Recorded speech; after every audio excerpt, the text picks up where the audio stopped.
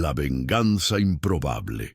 ¿De qué harías si descubrieras que la persona que destruyó tu vida está a punto de alcanzar el éxito que debería ser tuyo? Esta es la historia real de alguien que fue humillado, traicionado y olvidado, pero que encontró una forma inesperada de recuperar todo lo que le fue robado. Prepárate, porque lo que estás a punto de descubrir te hará cuestionar todo sobre justicia, venganza y segundas oportunidades. Deja tu opinión en los comentarios. ¿Hasta dónde irías para reconquistar lo que es tuyo? Todo comenzó en una mañana aparentemente normal.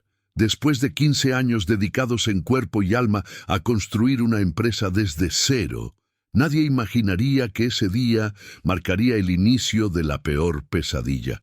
La oficina estaba ubicada en el corazón de la ciudad, un edificio moderno con ventanales que dejaban entrar la luz del sol cada mañana. Era un lugar que respiraba éxito, donde cada rincón guardaba recuerdos de batallas ganadas y metas alcanzadas. Pero esa mañana había algo diferente en el aire, una tensión casi imperceptible, las miradas esquivas de algunos empleados, las conversaciones que se detenían abruptamente cuando él entraba a una sala. Al principio, intentó ignorarlo, atribuyéndolo al estrés de un proyecto importante que estaba en marcha. Pero la intuición, esa voz interna que rara vez nos engaña, comenzó a susurrarle que algo no estaba bien. Su socio, alguien a quien consideraba más que un colega, prácticamente un hermano, había estado actuando de manera extraña las últimas semanas. Reuniones fuera de la oficina que no aparecían en la agenda, llamadas telefónicas que terminaban abruptamente cuando él se acercaba, documentos que desaparecían misteriosamente de su escritorio para luego reaparecer en lugares diferentes. Una tarde, mientras revisaba los estados financieros de la empresa, notó algo que le heló la sangre. Pequeñas discrepancias en los números, cantidades que no cuadraban, transferencias que no recordaba haber autorizado. Al principio pensó que podría ser un error del departamento de contabilidad, algo que se podría resolver con una simple explicación. Pero cuando comenzó a investigar más profundamente, descubrió que los errores no eran errores en absoluto, eran pistas. Pistas de algo mucho más grande y oscuro de lo que jamás hubiera imaginado. Las noches se volvieron largas e inquietas. El insomnio se convirtió en su compañero constante mientras su mente trataba de juntar las piezas de un rompecabezas que aún no comprendía completamente. La persona en quien más confiaba, con quien había compartido sueños, fracasos y victorias, estaba tramando algo en las sombras. Y lo peor de todo es que todavía no sabía exactamente qué era. La verdad tiene una manera cruel de revelarse cuando menos la esperamos. Fue un viernes por la tarde cuando todo salió a la luz. Un empleado leal, alguien que había estado con la empresa desde sus inicios, tocó la puerta de su oficina con una expresión de angustia en el rostro. En sus manos llevaba una carpeta llena de documentos que cambiarían todo para siempre. Contratos falsificados, acuerdos firmados a espaldas suyas, reuniones secretas con clientes importantes donde su socio había estado presentándose como el único dueño de la empresa. Pero eso no era todo. Había un plan meticulosamente elaborado para sacarlo completamente del negocio que él mismo había fundado. Un plan que llevaba meses, quizás años, gestándose en silencio. Los documentos mostraban una red de mentiras tan elaborada que resultaba difícil de creer. Su socio había estado construyendo una empresa paralela, usando los recursos, los contactos y las ideas que ambos habían desarrollado juntos. Había registrado patentes a su nombre. Había desviado fondos de manera tan sutil que los auditores nunca lo habían detectado. Había convencido a varios empleados clave de que la empresa estaba en problemas financieros y que él era la única salvación. La sala comenzó a dar vueltas. Las palabras en los documentos se volvían borrosas, mientras la realidad de la traición se hundía profundamente en su pecho como un cuchillo. 15 años de amistad, de confianza, de construir algo juntos, reducidos a cenizas por la ambición y la codicia de una sola persona. Esa noche confrontó a su socio. La conversación fue breve pero devastadora. No hubo negación, no hubo arrepentimiento, solo frialdad, solo la admisión calculada de alguien que ya había tomado todas las precauciones legales necesarias para protegerse. Los abogados ya estaban contratados, los documentos ya estaban preparados, la trampa ya estaba completamente tendida. En cuestión de semanas, se encontró fuera de la empresa que había creado.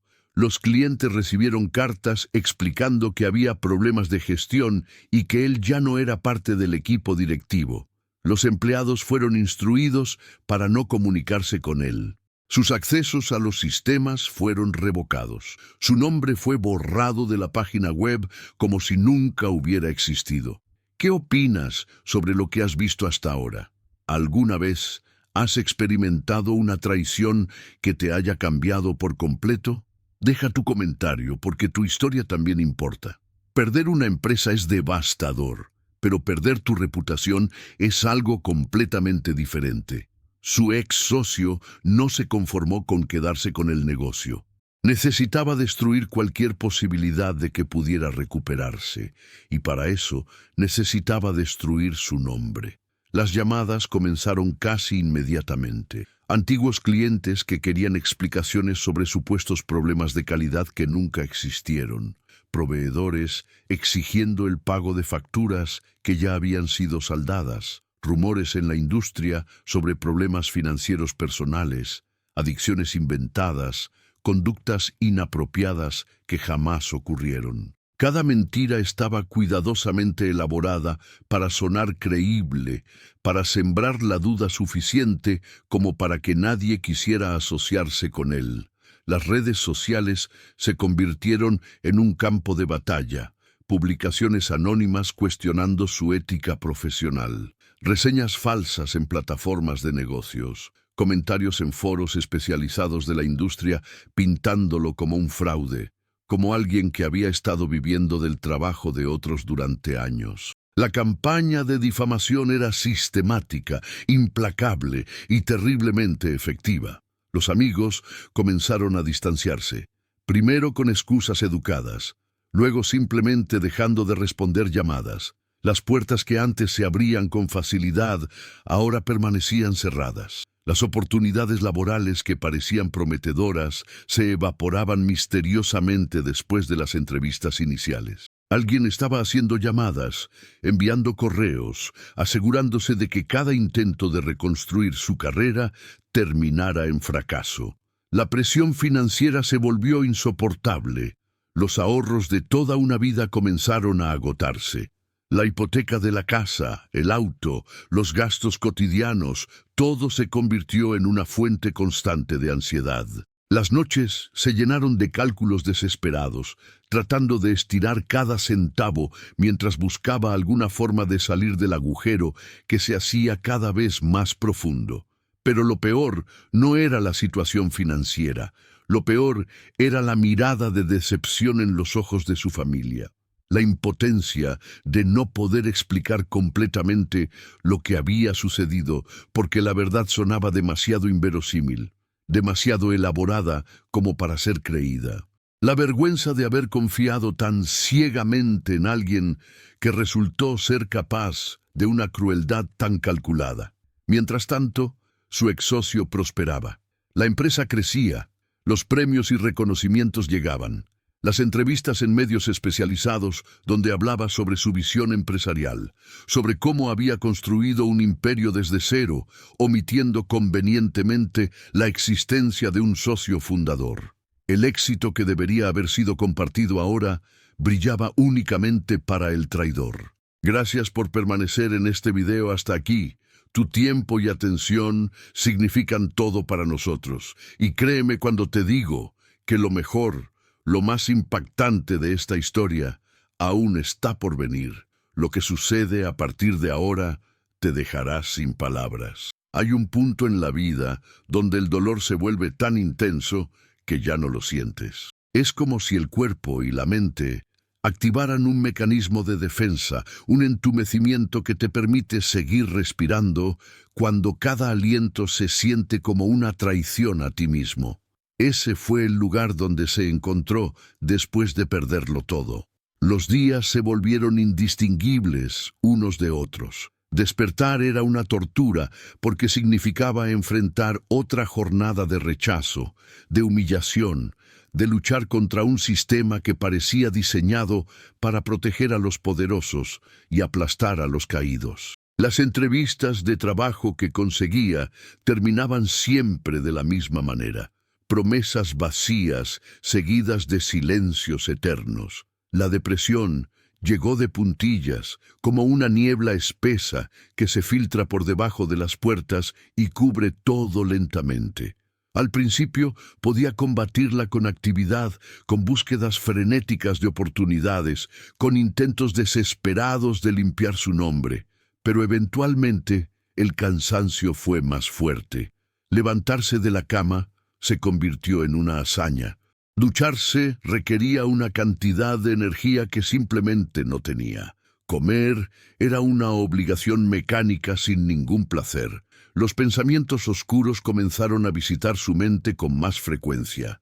Preguntas sobre si valía la pena seguir luchando, sobre si alguien realmente lo extrañaría, sobre si el mundo no estaría mejor sin su fracaso, sin su presencia, que parecía solo traer problemas a quienes lo rodeaban. Eran pensamientos peligrosos, pensamientos que sabía que no debía entretener, pero que llegaban de todas formas en las horas más solitarias de la madrugada. Fue en ese momento de absoluta desesperación cuando algo cambió.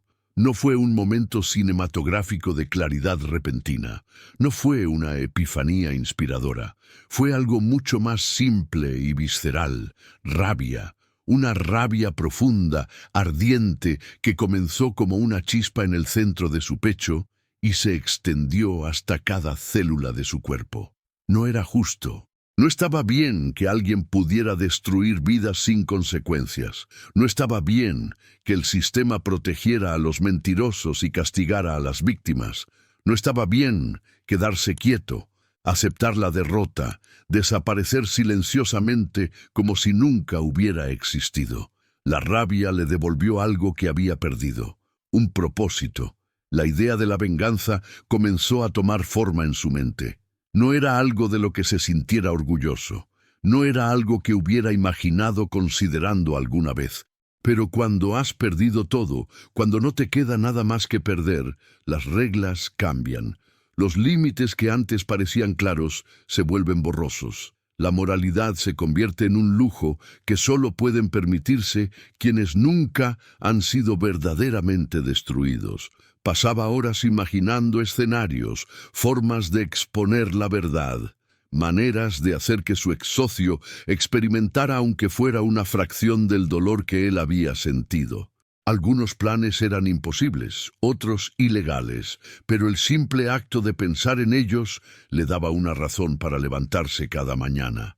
La venganza se convirtió en su ancla, lo único que lo mantenía atado a este mundo cuando todo lo demás le decía que se rindiera.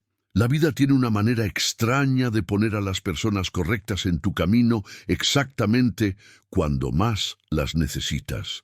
Fue en un café pequeño, en un barrio que solía frecuentar cuando las cosas eran diferentes, donde todo comenzó a cambiar. Había ido allí sin un propósito particular, solo buscando un lugar tranquilo donde poder pensar sin las paredes de su apartamento cerrándose sobre él. Estaba sentado en una mesa del rincón, con una taza de café ya frío frente a él, cuando escuchó una conversación en la mesa de al lado. Una voz de mujer, temblorosa por la emoción, hablando con alguien por teléfono. Las palabras que captó su atención fueron el nombre de su ex socio y la frase «me robó todo». No pudo evitarlo. Cuando la mujer terminó su llamada, se acercó disculpándose por la intromisión, pero explicando que había escuchado sin querer. La mujer, una diseñadora gráfica de unos 40 años llamada Mariana, lo miró con una mezcla de desconfianza y curiosidad. Pero cuando él mencionó su propia experiencia con el mismo hombre, algo cambió en sus ojos. El reconocimiento de alguien que ha sufrido lo mismo. La historia de Mariana era desgarradora. Había trabajado como contratista independiente para la empresa durante 2 años, creando toda la identidad visual de la marca. Diseños que habían ganado premios internacionales, que habían sido presentados en conferencias como ejemplos de excelencia creativa. Pero nunca había recibido el crédito apropiado. Más aún, cuando intentó reclamar sus derechos de autor, descubrió que los contratos habían sido modificados después de su firma. Su trabajo había sido registrado como propiedad intelectual de la empresa, y ella no tenía forma de probarlo. Pasaron horas en ese café, compartiendo sus historias, descubriendo con horror que los métodos de manipulación, las tácticas de engaño, los patrones de abuso eran prácticamente idénticos. No era un caso aislado. No había sido solo mala suerte o una traición personal. Era un sistema, un modo de operación que su ex socio había perfeccionado a lo largo de años. Mariana mencionó que había intentado contactar a otros que habían trabajado con él, pero la mayoría tenía miedo de hablar. Algunos habían firmado acuerdos de confidencialidad, otros simplemente querían olvidar y seguir adelante. Pero ella había logrado encontrar a 3 personas más que estaban dispuestas a escuchar, a compartir, posiblemente a actuar. La reunión se organizó para la semana siguiente. Un apartamento prestado por uno de los contactos de Mariana. Cuando llegó, encontró a 5 personas esperando, cada una con su propia historia de traición, de robo, de manipulación sistemática. Un programador al que le habían robado el código de un software revolucionario. Un inversor que había sido estafado con proyecciones financieras falsas, una ex empleada que había sido despedida y luego difamada cuando amenazó con revelar prácticas contables cuestionables. Lo que comenzó como un grupo de apoyo informal rápidamente se transformó en algo más. Mientras compartían sus experiencias, comenzaron a notar patrones, conexiones, evidencia que individualmente parecía insuficiente, pero que colectivamente pintaba un cuadro devastador. Tenían fragmentos de correos electrónicos, contratos parciales, testigos que habían presenciado conversaciones comprometedoras, registros financieros que mostraban discrepancias. Por primera vez en meses, sintió algo más que rabia o desesperación. Sintió esperanza. No estaba solo. La batalla que había pensado que tendría que librar en solitario ahora tenía aliados, personas que entendían, que creían, que estaban dispuestas a arriesgar lo poco que les quedaba por una oportunidad de justicia. La pregunta ya no era si iban a actuar. La pregunta era cómo hacerlo de manera que realmente importara, de manera que el mundo finalmente viera la verdad detrás de la fachada de éxito que su ex socio había construido tan cuidadosamente. Planear una venganza efectiva requiere algo que las películas rara vez muestran: paciencia. No se trata de un momento dramático de confrontación.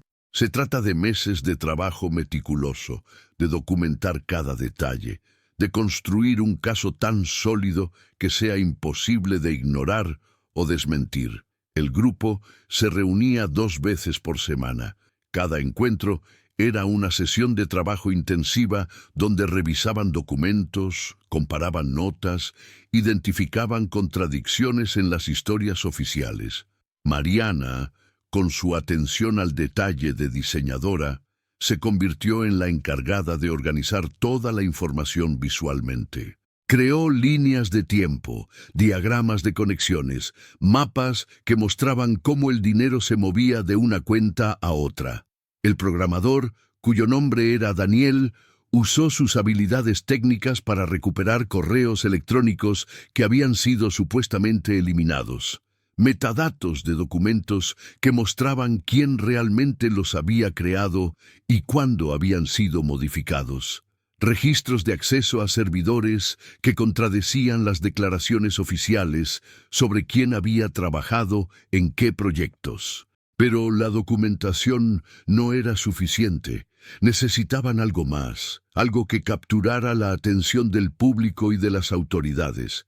Necesitaban testimonios, no solo de ellos, sino de personas que aún trabajaban dentro de la empresa, que habían sido testigos de las prácticas cuestionables, pero que tenían miedo de hablar. Fue aquí donde la estrategia se volvió delicada.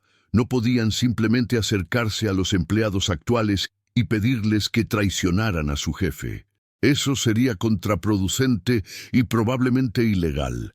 En cambio, comenzaron a construir una presencia en línea, un blog anónimo donde publicaban preguntas sobre prácticas empresariales, sin mencionar nombres específicos, pero con detalles suficientes, como para que cualquiera en la industria supiera exactamente de qué empresa estaban hablando. Las respuestas comenzaron a llegar, al principio cautelosas, anónimas, pero con información valiosa. Empleados actuales y pasados que habían visto cosas, que tenían sus propias historias de abuso o explotación, pero que nunca habían tenido un espacio seguro para compartirlas. Algunos enviaban documentos, otros ofrecían testimonios grabados con sus voces distorsionadas. Cada pieza de información era verificada meticulosamente antes de ser añadida al creciente expediente. Paralelamente, comenzaron a contactar periodistas. No los grandes nombres de medios corporativos que probablemente tenían relaciones con su ex socio, sino periodistas de investigación independientes, bloggers especializados en exponer fraudes empresariales, podcasters que se habían hecho un nombre destapando escándalos corporativos. Enviaban paquetes de información cuidadosamente editados, suficiente para despertar interés, pero no tanto como para revelar toda su mano. 3 periodistas mordieron el anzuelo. Uno de ellos era particularmente prometedor. Una reportera de investigación con un historial impresionante de exposés sobre corrupción empresarial. Aceptó reunirse con ellos, escuchar sus historias, revisar la evidencia. Su escepticismo inicial se transformó en fascinación genuina cuando vio la extensión de la documentación que habían reunido. Pero ella fue clara. Necesitaban más. Necesitaban una fuente interna dispuesta a hablar en el registro. Necesitaban documentos financieros que solo pudieran obtenerse con una orden judicial. Necesitaban hacer esto de manera que protegiera legalmente a todos los involucrados y que fuera imposible desestimar como un ataque motivado por resentimiento personal. Fue entonces cuando tomaron la decisión más arriesgada: presentar una demanda colectiva. No solo por el dinero, aunque eso era importante para muchos de ellos que habían sido financieramente devastados, sino porque una demanda significaba descubrimiento legal, significaba que tendrían acceso a documentos internos de la empresa, significaba deposiciones bajo juramento, significaba que finalmente tendrían las herramientas legales para desenterrar toda la verdad. El abogado que encontraron estaba intrigado por el caso. Era un litigante experimentado especializado en fraude corporativo, alguien que no se intimidaba fácilmente y que tenía un historial de victorias contra empresas mucho más grandes. Después de revisar la evidencia preliminar, aceptó tomar el caso con honorarios contingentes. Estaba convencido de que tenían algo sólido. La preparación de la demanda tomó meses. Cada alegación tenía que estar respaldada por evidencia documental. Cada reclamo tenía que ser formulado de manera que sobreviviera las inevitables mociones para desestimar. Era un trabajo tedioso, agotador, que consumía cada minuto libre que tenían, pero también era esperanzador. Por primera vez en mucho tiempo, sentían que estaban haciendo algo real, algo que podría cambiar las cosas. La presentación de la demanda fue como lanzar una piedra en un estanque tranquilo. Las ondas se expandieron mucho más allá de lo que cualquiera había anticipado. Dentro de la primera semana, el abogado recibió contactos de 7 personas más que afirmaban haber sido víctimas de prácticas similares. Dentro del primer mes, ese número había crecido a 22. Cada nueva historia añadía otra capa de evidencia. Un contador que había sido obligado a manipular libros y luego despedido cuando se negó. Un socio minoritario que había sido diluido de su participación accionaria mediante maniobras legales cuestionables.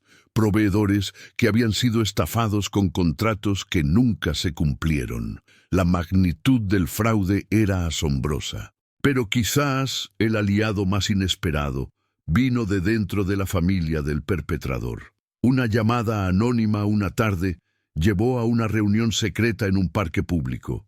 La persona que apareció era la ex esposa de su antiguo socio. Había estado divorciada de él durante 3 años y durante el proceso de divorcio había descubierto cosas que la habían horrorizado.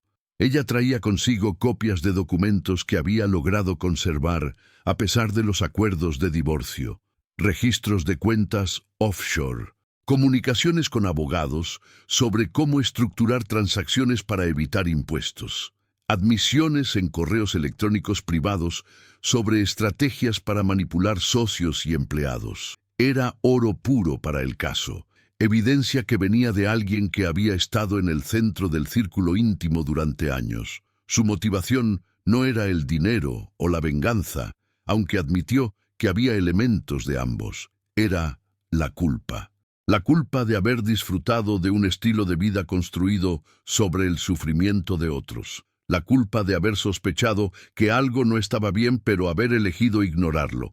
Quería hacer lo correcto, incluso si llegaba tarde. Mientras tanto, dentro de la empresa, las grietas comenzaban a mostrarse. Empleados que habían sido leales comenzaron a hacer preguntas. La demanda era conocimiento público, y aunque la empresa había emitido declaraciones desestimándola como un ataque sin fundamento de ex empleados descontentos, la gente ya no estaba tan segura. Los rumores circulaban. Las conversaciones en los pasillos se volvían más cautelosas. 2 empleados actuales se acercaron al grupo de manera confidencial. Uno de ellos era un gerente de nivel medio que había sido testigo de múltiples irregularidades, pero que había permanecido en silencio por miedo a perder su trabajo. El otro era alguien del departamento legal interno, alguien que había visto documentos comprometedores y que estaba profundamente incomodado por lo que la empresa le había pedido que hiciera. Estos testimonios internos fueron cruciales. Proporcionaban la perspectiva de personas que actualmente trabajaban allí, que no podían ser desestimadas como ex empleados resentidos. Sus declaraciones, tomadas bajo protección legal como denunciantes, añadieron un peso tremendo al caso. Los periodistas también comenzaron a mostrar más interés. El primer artículo apareció en un blog de noticias empresariales, cuidadosamente redactado para evitar problemas legales, pero suficientemente detallado como para llamar la atención. Otros medios comenzaron a hacer sus propias investigaciones. La reportera de investigación, que habían conocido meses atrás, publicó el primero de lo que se convertiría en una serie de artículos extensos sobre el caso. Las redes sociales explotaron. Antiguos clientes comenzaron a compartir sus propias experiencias negativas. Personas que habían trabajado brevemente con la empresa y que habían tenido malas experiencias, pero que las habían atribuido a mala suerte, ahora veían patrones. Los hashtags relacionados con el caso comenzaron a ser tendencia. La presión sobre la empresa se intensificó. Algunos clientes importantes comenzaron a hacer preguntas difíciles. Los inversores solicitaban auditorías independientes. Los miembros de la junta directiva, que hasta ese momento habían estado completamente del lado del CEO, comenzaron a expresar preocupaciones privadas. Lo que había comenzado como la lucha solitaria de una persona contra un sistema aparentemente invencible, se había transformado en un movimiento. Docenas de voces hablando al unísono, exigiendo rendición de cuentas, negándose a ser silenciadas. El muro de protección que rodeaba al perpetrador comenzaba a mostrar fisuras significativas. El proceso de descubrimiento legal es un arma poderosa cuando se usa correctamente, y el abogado que representaba el caso sabía exactamente cómo usarla. Las citaciones comenzaron a llegar a la empresa como una avalancha. Documentos financieros de los últimos 10 años, comunicaciones internas por correo electrónico, contratos con todos los proveedores y clientes, registros de reuniones de la junta directiva. La empresa luchó contra cada citación, presentando mociones para limitar el alcance del descubrimiento, argumentando que muchos documentos eran confidenciales o protegidos por privilegio abogado-cliente. Pero los jueces, impresionados por la cantidad de evidencia preliminar y el número de demandantes, generalmente fallaban a favor de permitir un descubrimiento amplio. Los documentos comenzaron a llegar, miles de páginas que necesitaban ser revisadas, analizadas, cruzadas con otra información. El grupo de víctimas se convirtió en un equipo de investigación de tiempo completo. Dividieron los documentos por categorías, asignaron secciones a diferentes personas según su experiencia, crearon bases de datos para hacer búsquedas cruzadas. Lo que encontraron fue incluso peor de lo que habían imaginado. No era solo una cuestión de algunos contratos manipulados o algunas transacciones cuestionables. Era un sistema completo de fraude que había estado operando durante años.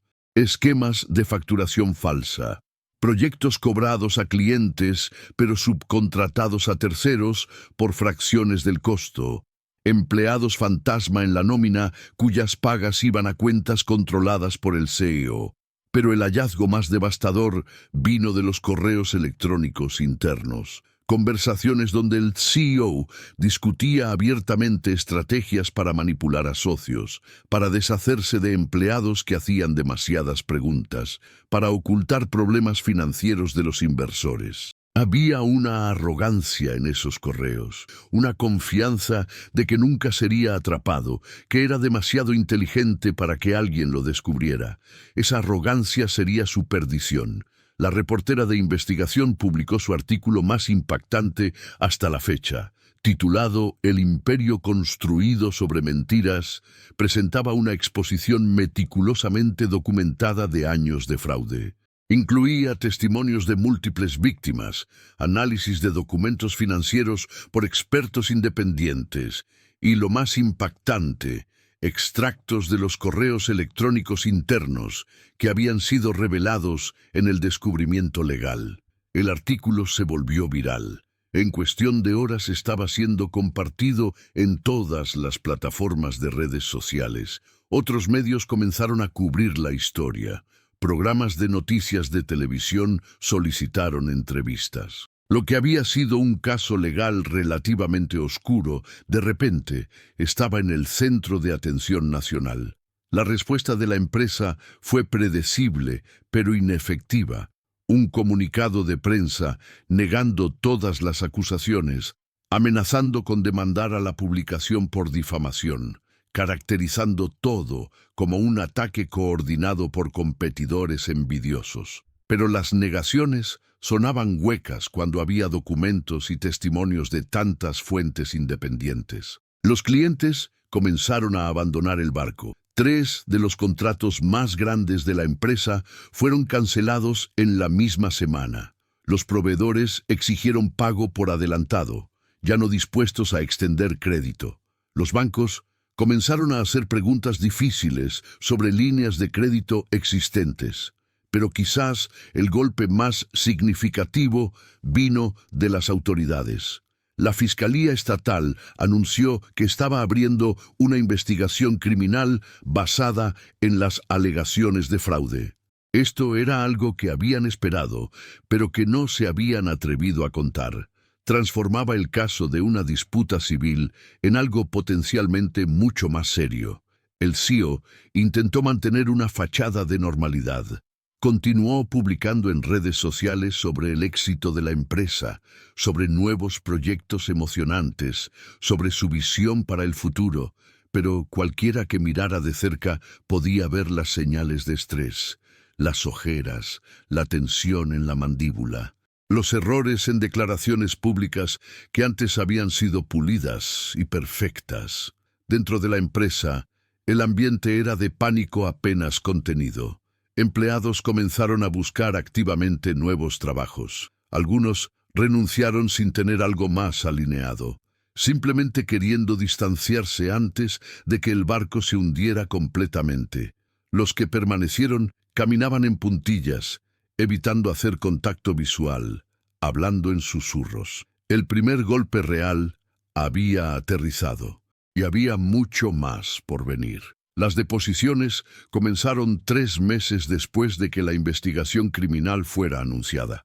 Bajo juramento, con abogados presentes y transcriptores registrando cada palabra, las mentiras comenzaron a desmoronarse. El CEO intentó mantener su historia, pero las contradicciones eran imposibles de ignorar cuando se confrontaban con documentos que llevaban su firma, con correos electrónicos que él mismo había escrito.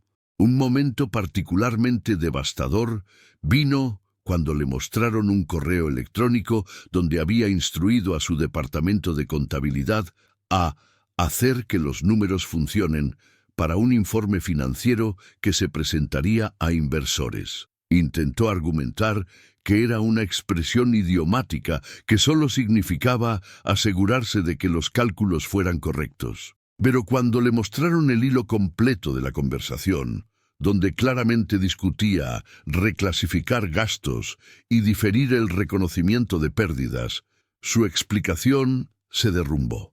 La deposición duró 3 días completos. Para el final, su equipo legal estaba visiblemente preocupado.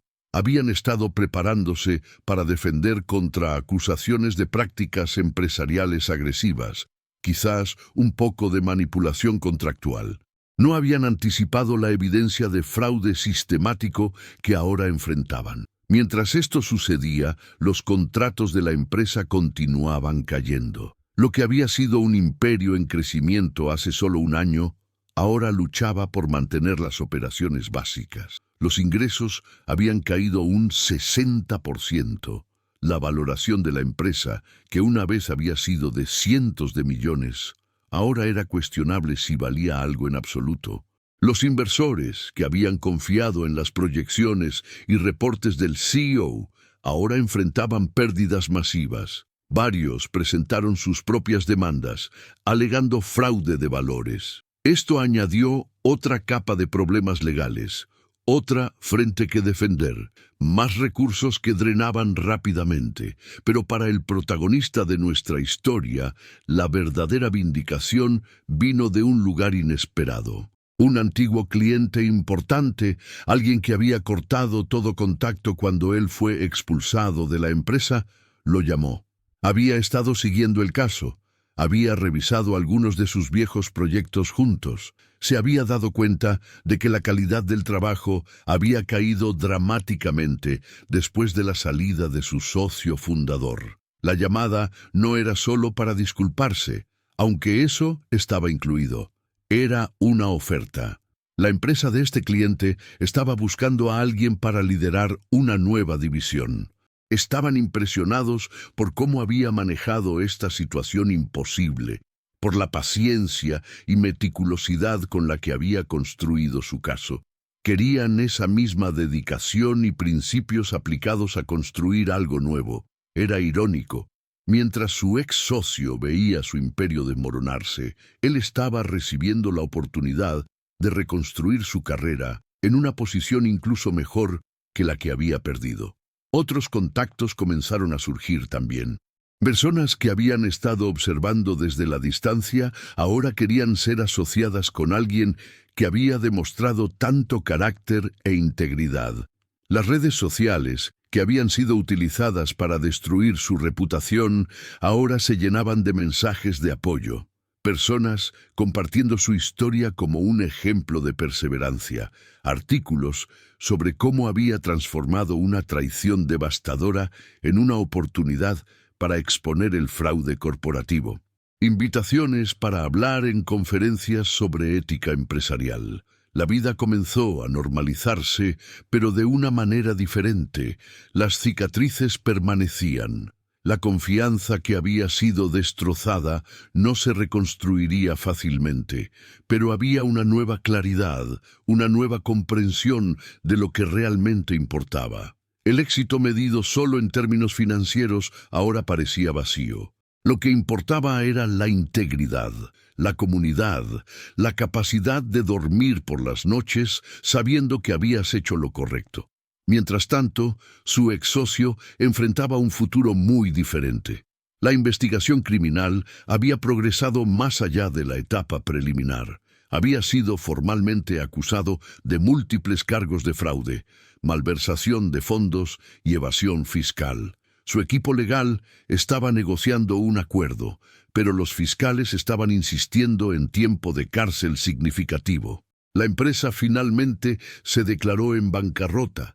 Los activos fueron liquidados para pagar a los acreedores, aunque no había suficiente para cubrir todas las deudas. Los empleados perdieron sus trabajos, los inversores perdieron su dinero.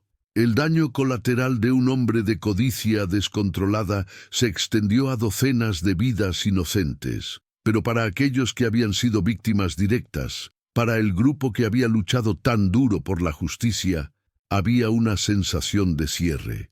No era perfecto. No todo el daño podía ser reparado, pero la verdad había sido revelada, las mentiras habían sido expuestas, y eso significaba algo. Han pasado 2 años desde que todo comenzó, 2 años desde que la verdad fue finalmente revelada y el castillo de naipes se derrumbó. El tiempo ha traído perspectiva, pero también preguntas complicadas sobre lo que realmente se logró y a qué costo. El ex socio cumple actualmente una sentencia de 8 años en prisión federal. Fue encontrado culpable de 11 cargos de fraude y malversación de fondos. Sus activos fueron confiscados para pagar restitución a las víctimas, aunque el monto recuperado fue solo una fracción de lo que se perdió. Su nombre, una vez asociado con el éxito empresarial, ahora es sinónimo de corrupción corporativa. Para el protagonista de esta historia, la vida ha tomado un giro inesperadamente positivo. La posición que aceptó con el antiguo cliente floreció en algo más grande.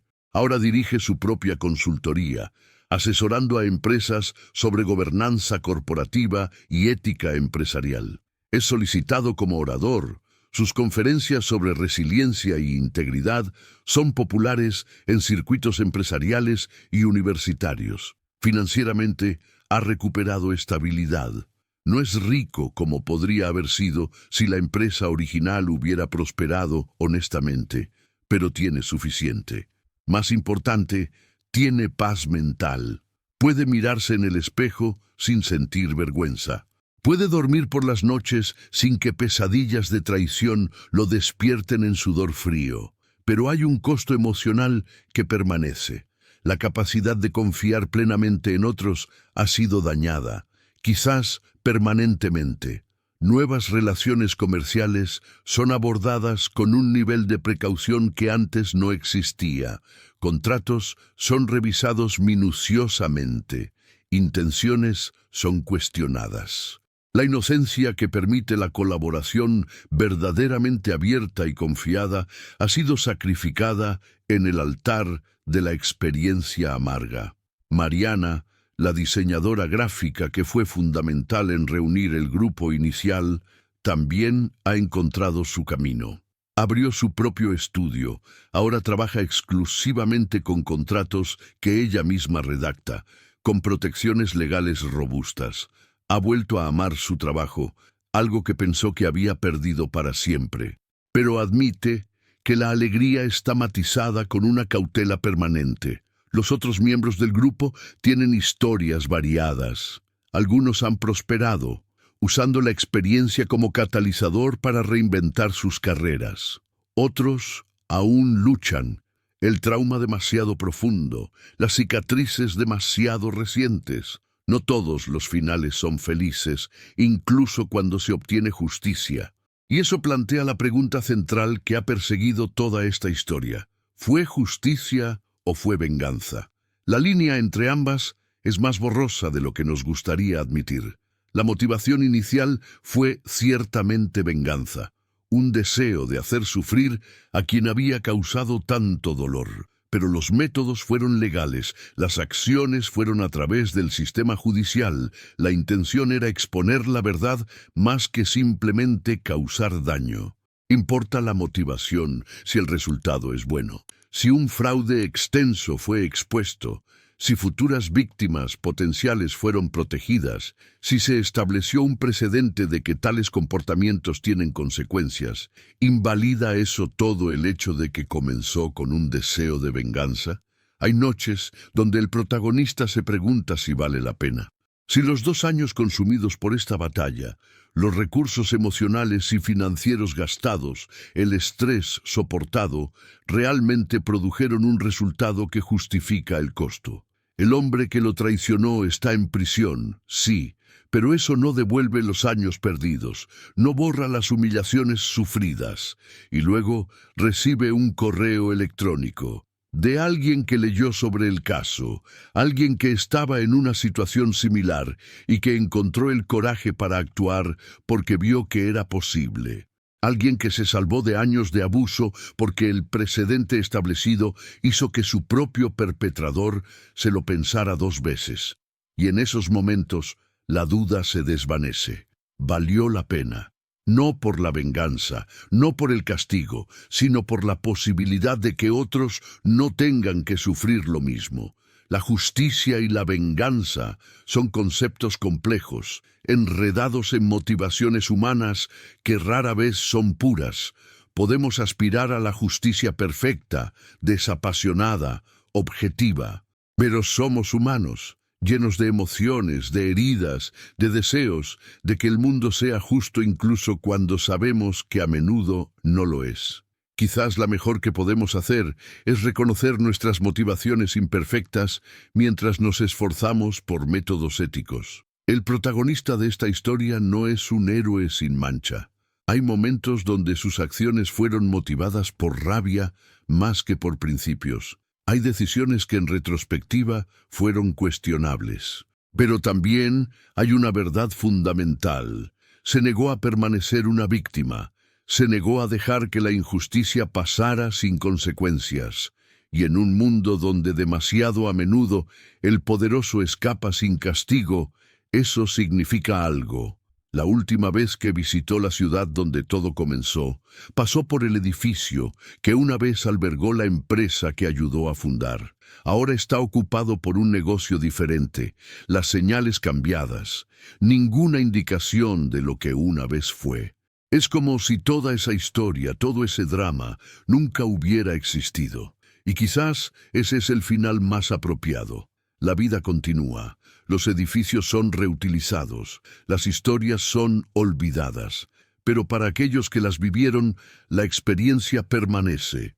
No como una herida abierta, no ya, sino como una cicatriz, un recordatorio de batallas peleadas y sobrevividas. Un testimonio de que incluso en los momentos más oscuros, cuando todo parece perdido, hay una chispa de resistencia que puede encenderse en un fuego que ilumina la verdad. Esta historia nos deja con más preguntas que respuestas, sobre la naturaleza de la justicia, sobre el costo de luchar por lo que es correcto, sobre si la venganza puede transformarse en algo más noble, o si siempre lleva consigo la mancha de sus orígenes oscuros, sobre si el castigo del perpetrador trae verdadera paz o simplemente cierra un capítulo sin resolver realmente el trauma. No hay respuestas fáciles, solo la certeza de que en cada historia de traición hay también una historia de resiliencia. En cada acto de crueldad existe el potencial para una respuesta de coraje. Y que a veces, solo a veces, la persona que todos creyeron derrotada encuentra una manera no solo de sobrevivir, sino de transformar su dolor en un propósito que resuena mucho más allá de su propia vida. Esta historia de traición, lucha y eventual vindicación nos hace reflexionar profundamente sobre las complejidades de la naturaleza humana. Nos enfrenta a preguntas incómodas sobre hasta dónde podemos ir cuando somos profundamente heridos, sobre la línea entre justicia y venganza, sobre si el fin justifica los medios cuando esos medios son legales, pero las motivaciones son oscuras. ¿Qué piensas tú? Si estuvieras en la posición del protagonista, ¿habrías tenido la fortaleza para luchar durante años por la verdad? ¿O habrías elegido el camino más fácil de simplemente seguir adelante y olvidar? ¿Crees que la venganza, cuando se canaliza a través de medios legales y éticos, puede transformarse en justicia legítima? ¿O siempre permanece manchada por sus orígenes en el dolor y la rabia? Más importante aún, ¿qué nos dice esta historia sobre el mundo en el que vivimos? Sobre sistemas que a menudo protegen a los poderosos y hacen que la justicia sea casi inalcanzable para las personas comunes. Sobre la importancia de la comunidad y el apoyo mutuo cuando enfrentamos adversidades aparentemente insuperables. Sobre la resiliencia del espíritu humano incluso en los momentos más oscuros. Queremos conocer tu perspectiva sincera. Comparte tus pensamientos en los comentarios. ¿Has experimentado alguna vez una traición similar? ¿Cómo la manejaste? ¿Qué consejo le darías a alguien que está pasando por una situación comparable? Tu voz, tu experiencia, tu sabiduría enriquecen esta comunidad y ayudan a otros que pueden estar luchando en silencio. Si esta historia resonó contigo de alguna manera, si te hizo reflexionar o sentir algo profundo, por favor considera suscribirte a nuestro canal. Activa la campanita de notificaciones para no perderte las próximas historias que explorarán otros aspectos de la experiencia humana, otras situaciones donde personas comunes enfrentaron circunstancias extraordinarias. Y no te detengas aquí. Asegúrate de ver el próximo video recomendado, donde descubrirás otra historia igualmente impactante que desafiará tus perspectivas y te dejará pensando mucho después de que termine. Historias reales, emociones verdaderas, lecciones de vida que importan. Gracias por tu tiempo, por tu atención, por ser parte de esta comunidad. Nos vemos en el próximo video.